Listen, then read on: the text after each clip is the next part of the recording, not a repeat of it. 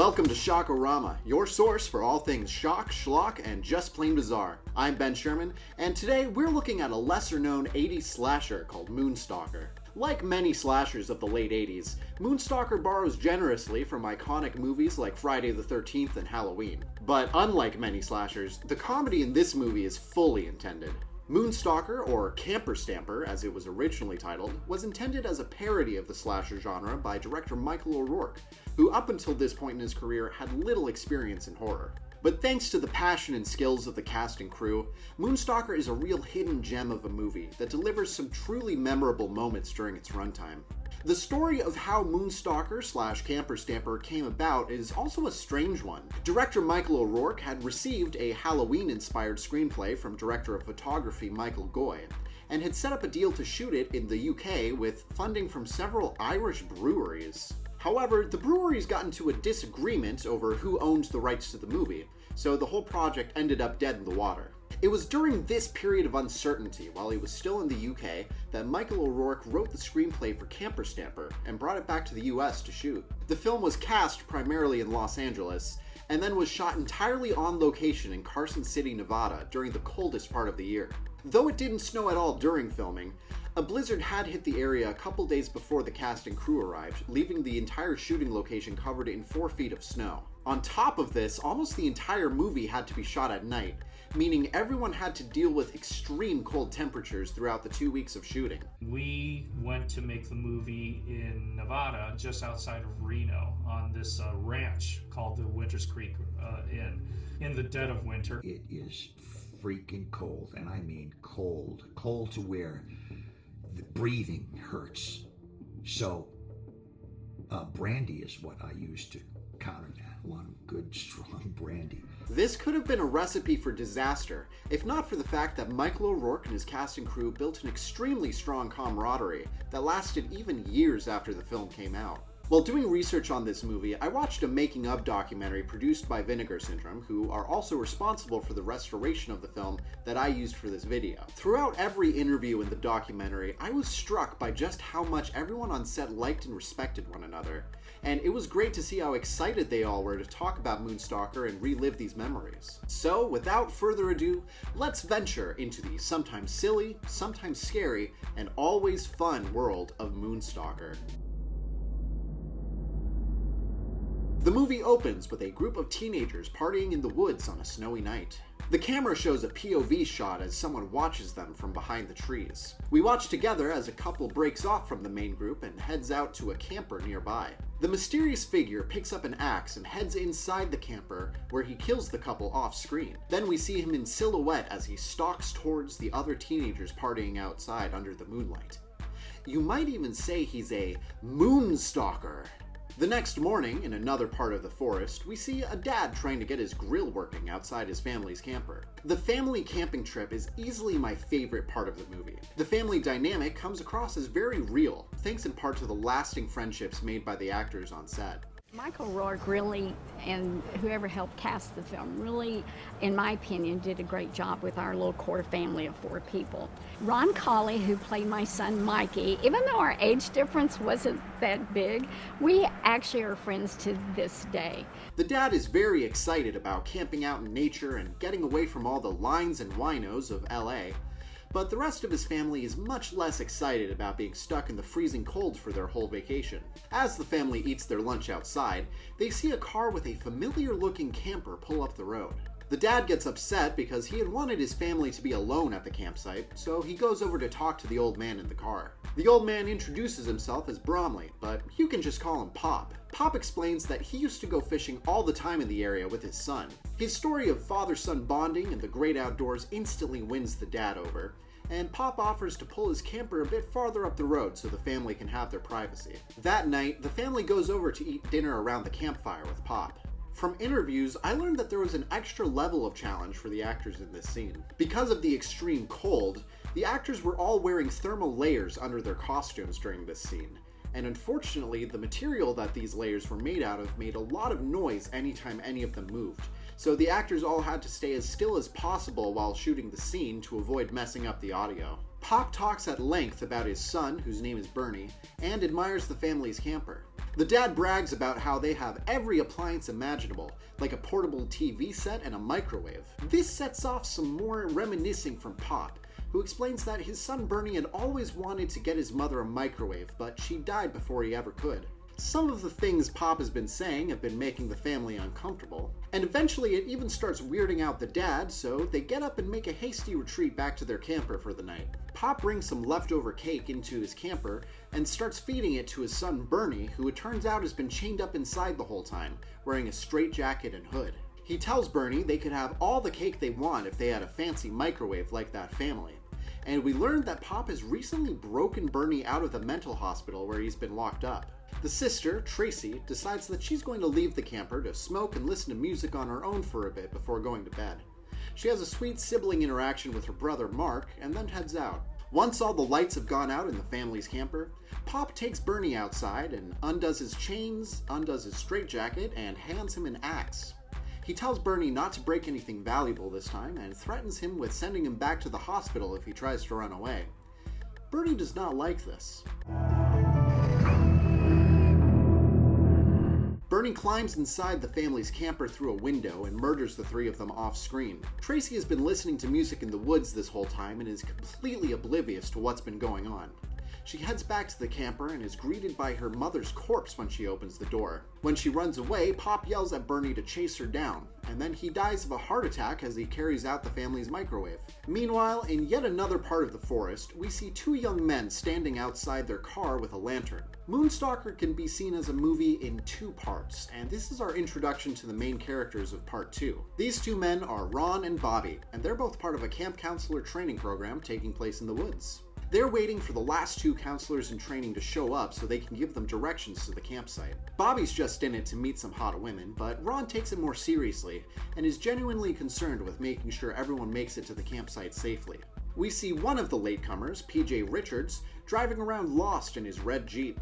He pulls over when he sees the family's camper to get out and ask for directions, but he quickly changes his mind when he literally trips over the severed head of the dad. When he gets back into his Jeep, Bernie strangles him from behind with one of his chains. Meanwhile, the other latecomer has found Ron and Bobby. Her name is Debbie Harris, not to be confused with Debbie Harry, the lead singer of Blondie. She's not very receptive to Bobby's advances, but she and Ron have an almost immediate connection. Tracy, the sister from the family Bernie just murdered, is still running through the dark woods. Shooting at night in the snow proved to be quite the challenge for cinematographer Michael Goy. Director Michael O'Rourke wanted all the snow in these scenes to be undisturbed, so Michael Goy had to test lighting and white balance levels by holding his hand in front of the camera and then basically just guessing. On top of this, they were severely limited in what kind of lights they had for the movie. The only power source they had to plug the lights into was over 1,000 feet away from the shooting location, so the crew had to use extremely long extension cables. The length of the cables, combined with the fact that they were buried in snow, meant the crew was constantly getting shocked anytime they had to move the lights. Knowing all this, it's insane to me that the movie looks as good as it does. As Tracy stumbles lost through the forest, she spots a car passing by on the road and excitedly waves it down. Unfortunately for her, it's Bernie, who's now wearing PJ's clothes, and is also wearing sunglasses at night so he can watch her weave then breathe her story lines. Tracy's not much of a fan of New Wave, and she runs away screaming, for some reason staying on the road instead of running out into the trees where the car can't follow her. Bernie kills her by running her over in a shot that actress Kelly Mullis said she was very excited to film. Debbie is having car troubles and ends up having to abandon her car on the side of the road. Ron and Bobby are getting ready to pack up and head back to camp when Bernie pulls up in his stolen Jeep, nearly running them over. Assuming this is PJ, Ron gives him directions to the campsite and Bernie leaves without saying anything. PJ, I presume. That guy has got a serious attitude problem. But he looks way cooler than that hat. Let's just get the hell out of here. Ron and Bobby pick up Debbie as they drive back to camp, and Debbie tells them that PJ had nearly run her over too. Ron is getting pretty fed up with PJ's antics at this point and resolves to get him kicked out of the program as soon as they get back. Bernie has already arrived unseen at the camp. We get another POV shot as he peeks inside a couple tents and gets a look at the other counselors in training. Bernie watches as one of the girls goes to the shower tent and meets up with a boy inside there, but he quickly hides away when Ron, Bobby, and Debbie drive up to camp. The couple in the shower tent decide to sneak off to the supply tent to get frisky before the camp meeting starts. Bernie limps all the way back to his log cabin where he and his parents used to live. Inside, he finds a locket and gets really nostalgic as he begins caressing all of his murder tools. Once he's done doing that, he goes outside to sit down with his axe and contemplate murder, past, present, and future. Meanwhile, back at the campsite, Regis, the head counselor, is polishing his revolver as he explains to Ron that he can't expel PJ from the program because without PJ they won't have enough people to break even for that season. And besides, PJ is already prepaid for the whole course. Are you out of your mind? I come here to tell you this guy's a maniac, and you tell me he's prepaid. The couple from the showers are still getting it on inside the supply tent on top of a bunch of comfy-looking sleeping bags. Bernie rips through the top of the tent and kills them both with what appears to be either shears or a giant pair of scissors. Are those the same scissors from Flesh for Frankenstein? Ron shows Debbie to her tent where we meet her roommates, or tent mates, Vicky and Sophie. They both catch on pretty quickly that Ron has a thing for Debbie. Since everyone has now supposedly arrived, there is a group meeting called around the campfire. One of the girls goes looking for Jane, the girl who snuck off and got killed with her boyfriend in the supply tent. She only finds Jane's underwear in the showers and brings it back giggling to the campfire, much to Regis's annoyance. Regis is even more pissed because there are now 3 people missing. He starts lecturing everyone about discipline and then starts waving around the Wilderness Counselor Certificate, talking about it as if it were an Olympic gold medal or something. Regis was portrayed to perfection by actor John Marzilli, who had actually been in the army, completing boot camp before deciding to leave the army to pursue an acting career.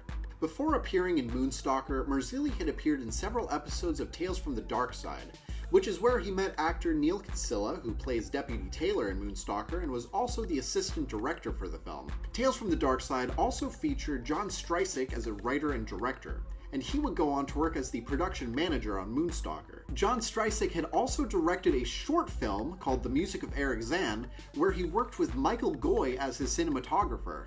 I just wanted to share all this because I thought it was really cool how much of the crew had already known and previously worked with one another. Remember to hold on to those professional connections, folks. You never know who might call you out of the blue one day with a crazy project idea. While Bobby starts making fun of Regis to his face to get the girls to laugh, a police car pulls up to the camp.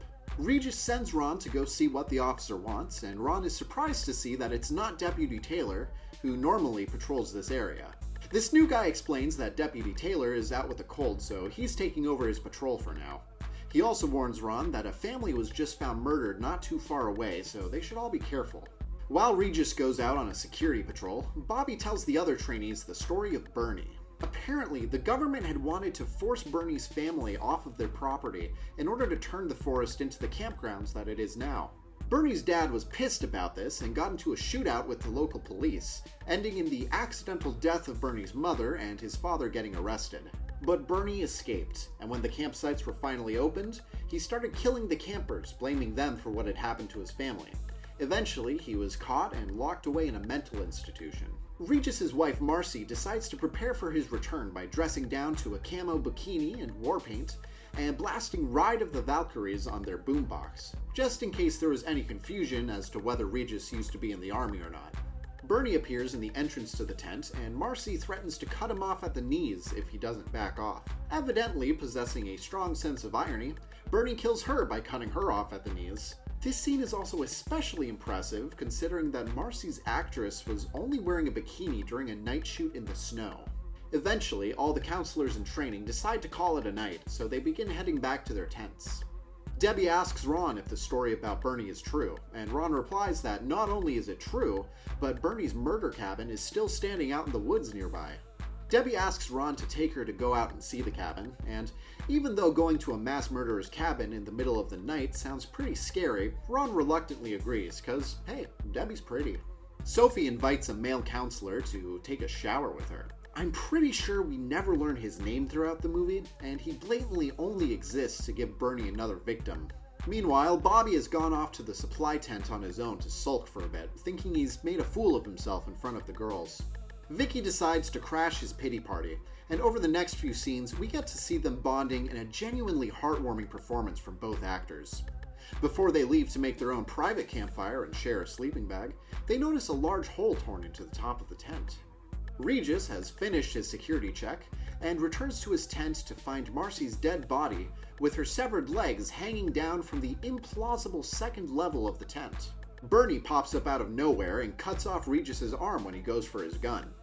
Then Bernie picks up the gun, arm still attached, and uses it to feed Regis an unhealthy serving of lead. The first time I watched the movie, I thought to myself that the blood splatter behind Regis's head looked kind of small, and that was actually unintentional. Due to the cold, the fake blood they were using for this shot had frozen solid, and despite the effects team's best efforts, they couldn't get it to completely melt. So they wound up having to lob this ball of half-congealed fake blood at the tent wall just to have any kind of splatter effect. Ron and Debbie are continuing their hike to the murder cabin when they accidentally slip and fall on a frozen lake, landing in freezing cold water. They hurry the rest of the way to Bernie's cabin in order to warm up. Someone who's having no problem getting warm right now is Sophie, since unseen, Bernie has turned the hot water of the shower up so high that when Sophie gets into the shower, face first for some reason, she receives some nasty-looking third-degree burns on her face. Her unnamed boyfriend is hacked to death by Bernie when he tries to run for help.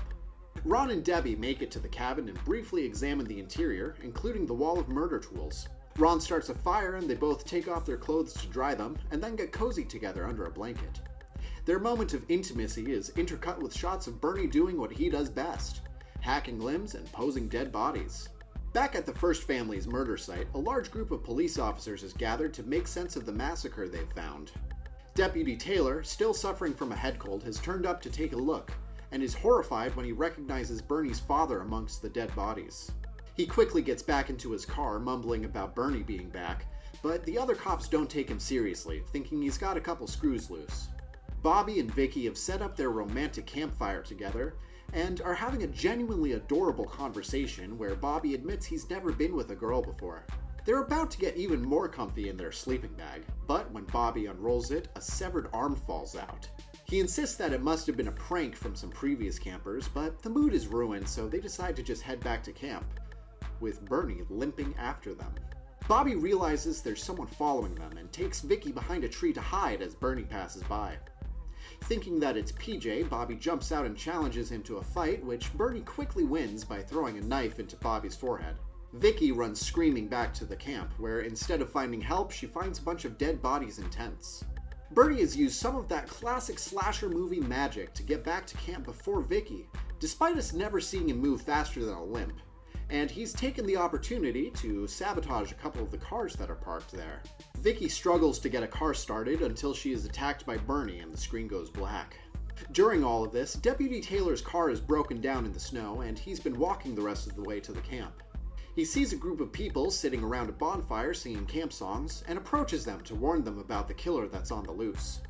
But once he reaches them, he realizes to his horror that these are actually all the dead bodies of the people Bernie has already killed, strung up with rope and wood in a macabre puppet show, which for me is the most memorable image from this movie. Taylor sees that Vicky is hanging from a tree with a rope around her neck, but is still alive, so he goes to try untying the rope to let her down. Unfortunately, Bernie has become one with the squirrels, and he throws a spear from his hiding spot on a nearby branch, impaling Deputy Taylor, causing him to drop the rope, which causes Vicky to fall and break her neck. Back at Bernie's murder cabin, Ron and Debbie's clothes have finally dried off, so they're getting ready to head back to camp now. They stand on the porch for a few moments and smile at each other, taking in this budding romance between the two of them. But then, out of nowhere, it's Bernie with an axe! He kills Ron with an axe to the back, and Debbie runs back inside the cabin, hiding in the room of murder tools. She picks up a machete and swings when she sees a head poke through the door, but it turns out to be one of the police officers we saw earlier at the first crime scene. When did this happen? I guess either the deputy had come in and knocked out Bernie first and then was checking on Debbie, or maybe Bernie had actually killed the officer already and was sticking her body in through the door as a fake out. Either way, really bizarre scene. When Debbie leaves the murder tool room, Bernie is apparently unconscious on the floor, but he pulls a Michael Myers and attacks her as she tries leaving the cabin. There's some more running through the snow, yada yada, and then Debbie gets back to camp, gets inside a police car, and picks up the shotgun that's still inside. A familiar-looking face wearing sunglasses and a cowboy hat peeks in, and she shoots him. The next morning, we see there's a small army of cops at the campsite trying to make sense of the massacre. Through a passing ambulance, we see that Deputy Taylor is somehow still alive, and Debbie is in the midst of a full-blown mental breakdown.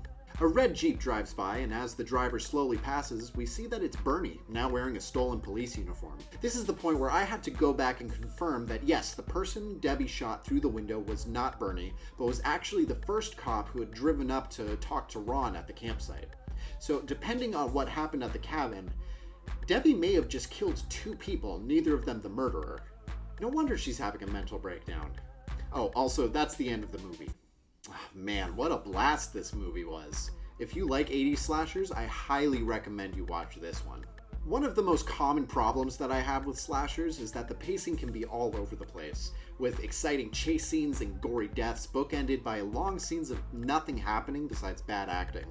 I found this not to be the case with Moonstalker, which certainly maintains a certain level of cheese throughout, but is always enjoyable, and has a fair amount of likable characters, which is also a rarity for a lot of slashers of this era. As always, if you've made it this far, thank you so much for watching. I'm always so glad to see there's other weirdos out there like me who like watching these weird old movies. Don't forget to like and subscribe if you want to see more from this channel, and remember, stay weird.